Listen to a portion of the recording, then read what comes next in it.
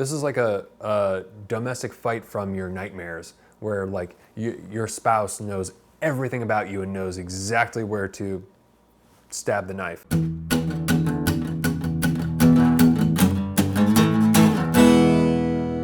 than food, man. Good morning, everyone. Welcome to Better Than Food Book Reviews. I'm your host, Clifford Lee Sargent. Great to see you as always. Hope you're doing well. Happy fall. And as soon as I look out the window, there's a tree with just a beautiful array of colors. God, it's beautiful here. Get that coffee. Today's episode is brought to you by the Rich Wallet. Look at that thing. So rad. These things are awesome. They're light, sleek, industrial, doesn't fold or awkwardly bulge in your back pocket, and it has seriously changed up my whole pocket situation and freed up some much needed space. This one is my go-to, just a matte black titanium. Holds up to 12 cards plus room for cash on the back. It's designed to easily fit into your front pocket. It's like why have we moved from large flip phones to smartphones, but we still carry the same wallet? It's just a nicely executed design. There's over 30 colors and styles, including forged carbon fiber. Awesome. Look at that pattern. And, of course, burnt titanium. If you like dystopian literature or films, this is right up your alley. It's got a real Mad Max vibe. I can't decide, those are pretty awesome, either one. If this wasn't enough to win you over yet, check out that 30,000 5-star reviews. You can get 10% off today with free worldwide shipping and returns by going to ridge.com/betterthanfood and using the discount code betterthanfood. The link is below. Thanks a bunch. Also, if you like these mugs and would like to support the show, the link is below. Thanks a bunch. My bet would have it you haven't heard of today's author, but you desperately need to if you enjoy the books on the show. Today is A Cup of Rage by the Brazilian author Raduan Nassar. This was a gift from New Directions Publishing, so thank you very much to them. I'm partially sponsored by them. They send me free books from time to time. Thank you. I loved it. This was also translated by Stefan Tobler, if I'm pronouncing that correct. Stefan, who also did Agua Viva by Clarice Lispector. Nassar has 2 books that have been translated into English. Those are Ancient Tillage and this one, A Cup of Rage. And the interesting thing about Nassar is that at the height of his fame in the 80s, he stopped writing and became a farmer. Right, which is like the most badass thing you could do. It's like when Rimbaud stopped writing poetry to become an arms dealer in Africa, or Yukio Mishima started lifting weights to build the body that he would eventually destroy. Now, all of these characters are very different, very different. I'm sure there are other examples, but those are the first 2 that come to mind. There's something about sacrificing the craft in search of real life that is compelling, that I find admirable. But more on that in a bit. A Cup of Rage came recommended from the comments section on one of my reviews. It's a profoundly brilliant piece of work. This is a short but very intense story. It's a day in the life of this farmer who's in a complicated but passionate relationship with this journalist who arrives at his house. And first there's some sex and so on, and then they get into a heated fight. What starts it off is that he's discovered some ants have chewed a hole into one of his hedges. And he's enraged about this. I think with like anxious, neurotic people, it's like, for me personally, it's not the big things. Pandemic, wildfire, can't get a decent cup of coffee in the morning. Look out, it's a control thing. As he says in the book, you need to have farming blood in your veins to know what this spells. I was rigid as I surveyed the damage. I was livid about that gap, and could only think that the privet shouldn't be their feast.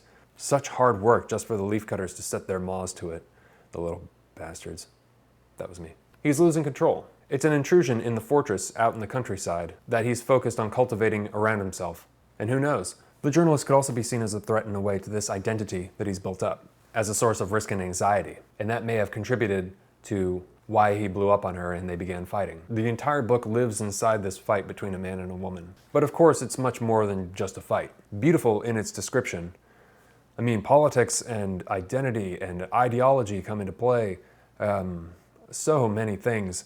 I don't even know where to start. Incredible, exceptionally articulated. There are, of course, the basic insults, she calls him a fascist, he calls her a fraud, and so on. 2 monolithic forces and minds locked in battle and warring, yet unable to be without each other, tethered by something and ultimately inseparable. These are like deeply hurtful criticisms of character and illumination of personal failures or shortcomings articulated like sharpened knives. This is like a domestic fight from your nightmares, where like your spouse knows everything about you and knows exactly where to stab the knife, as if each one has anticipated and knows the other's steps in advance, like a chess game. But each revolution of the machine that is the argument surprises both. That just adds gasoline to the fire. The building of this momentum can only end in its physical expression, which is violence. He slaps her, and that's basically the end of it. Maybe it's impossible to be in a passionate relationship of this intensity without some kind of conflict. I would never suggest that physical violence is a necessity in a passionate relationship. No, I'm not saying that in the slightest. But yeah, low level or not, some kind of push and pull. I don't know if it's necessary at all to fight, but it does seem that with heavy passion comes the potential, at least, for friction. This book has been called an erotic cult novel. Now, I'm just some random guy who reads books on YouTube with no formal training. I don't know anything, but that seems like a cringy description employed just to push books that cheapens the work far too much. That description doesn't take the book as seriously as it deserves to be taken. I'd call it a piece of literature with erotic moments, and it explores the conflict, the violent energy within eroticism. I'm of the opinion that a book can have graphic scenes of sexuality and not be considered, because of those, merely an erotic novel. I mean, we're all adults here, right? Right? Now, don't get me wrong. As soon as you start this book, you're greeted with some extremely erotically charged content. However, it drops off rather quickly. There's a little bit interspersed, weaved in throughout the rest of the text. And while graphic, it maintains a kind of integrity that I feel doesn't strike me as vulgar, but remains in control of itself. It's not pornographic, it's not, no way. Unless you just think that any descriptions of sex in literature are pornography, well then, good for you.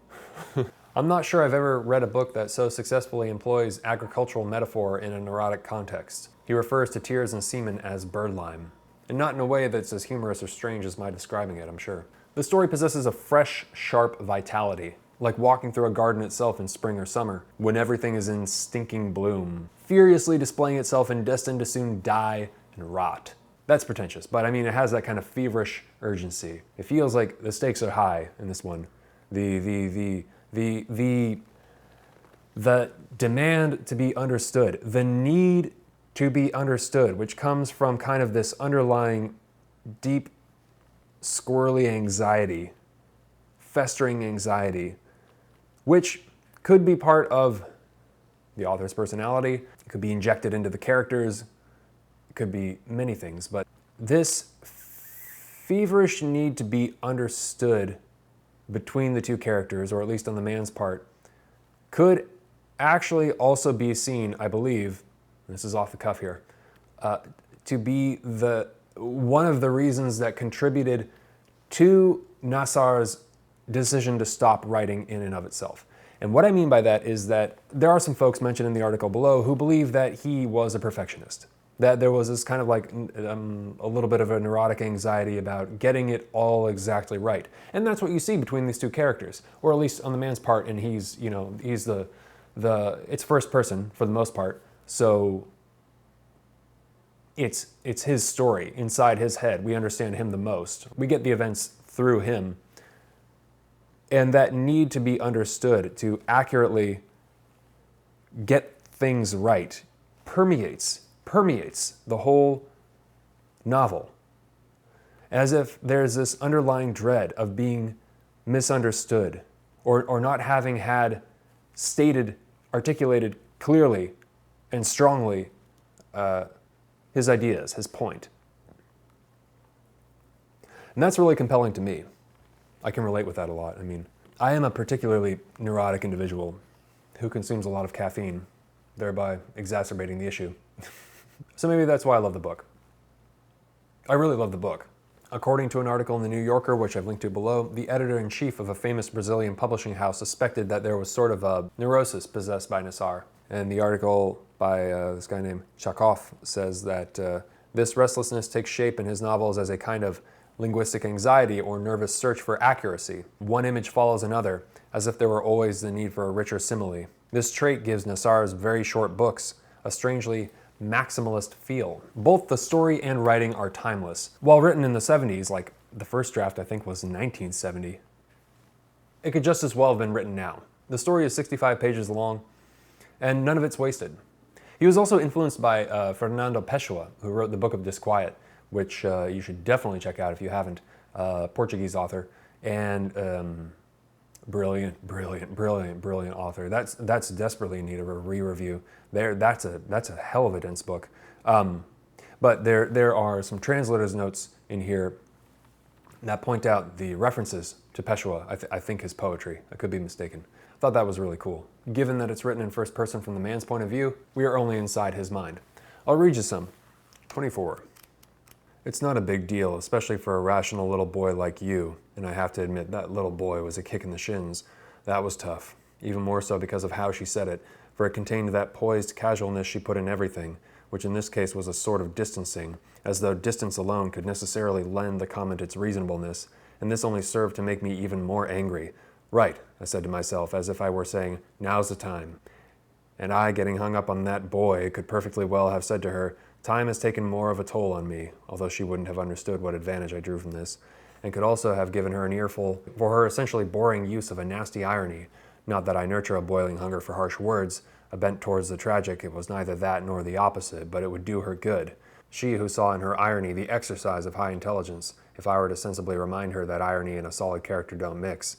And I could have said many other things in reply to her comment, because it was easy to see, half revealed, half hidden, multiple accusations in her words, whether of my extreme dedication to animals and plants, or the perhaps even stronger accusation that I didn't act at the same temperature in bed, that is, with the same ardor that I had in exterminating the ants. And on we go. We're only inside his mind, that is, until the last chapter, when suddenly it's her point of view. And in a way, ending on this note, it seems, to me, and I'm open to being persuaded otherwise, it seems that Nassar finally concludes that her impression of the man is, if not the truth, then at least equivalent and just as valid as the man's. It makes one wonder if the pattern of this relationship is an old one, if this has all happened before, if this is just like, Saturday at so-and-so's house. The writing reflects the tension. Lines go on and on, giving hyper-nuanced detail. Their desire to win, their motives, their fears. It's like a vicious excoriation. All we know is that he's a farmer out on this property in Brazil and she's a journalist. That's really it. So yeah, in 1984, Nassar stopped writing to become a farmer. I'm very interested in these authors who write something brilliant and then just simply stop.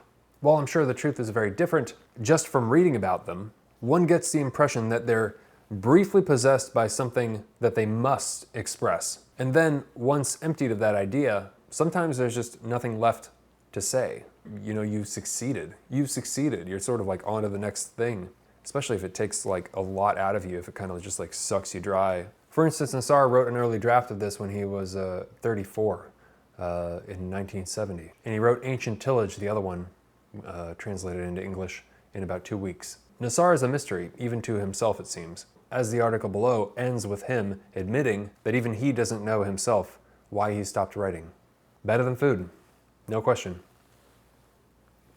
So much bang for your buck.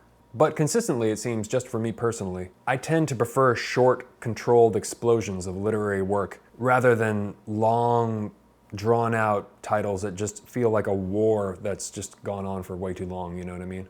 There was nothing I disliked about it. So you should read it. If you enjoy the work of Michel Houellebecq, an article I've linked to in The Guardian below compared it to the work of Thomas Bernard, I totally see that. And for some reason, I'm reminded of Louis Ferdinand Céline. So if you liked Journey to the End of the Night, then I would definitely pick this up. Awesome. Coffee time.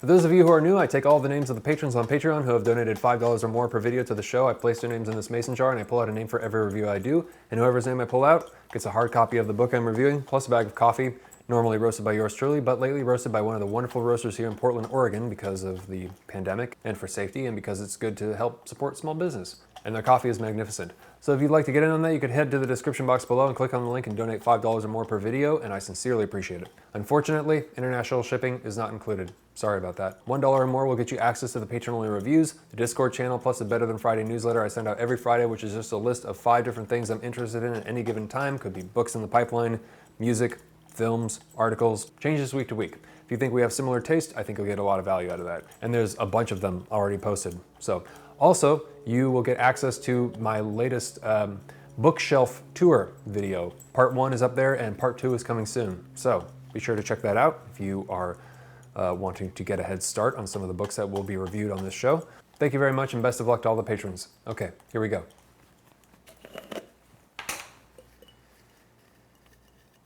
Get way down deep in there.